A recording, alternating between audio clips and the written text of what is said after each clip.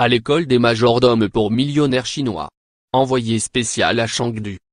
Les élèves, en uniforme et gants blancs, tournent autour d'une table en tenant d'une main un plateau chargé de verre à vin, tandis que, de l'autre, ils repoussent le ballon que leur envoie le formateur. L'exercice, tout ce qu'il y a de plus sérieux, fait partie intégrante de la formation proposée par l'International Butlé Academy de Chengdu, l'une des quelques écoles de majordome qui ont fleuri en Chine ces dernières années.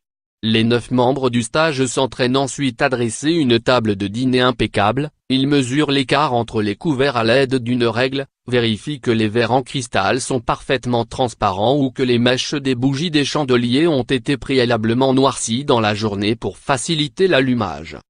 Une fois diplômés, ces étudiants de tous âges n'auront sans doute aucun mal à trouver un emploi. Certes, seuls quelques-uns atteindront le niveau requis pour travailler chez un client particulier.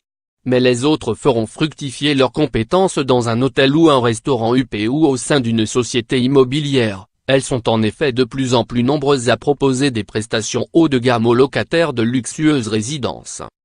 Ces nouvelles fortunes, qui voyagent fréquemment, aspirent souvent à importer en Chine un style de vie luxueux observé à l'Ouest. Christophe est Noble, fondateur d'une société proposant des services de luxe à Hong Kong.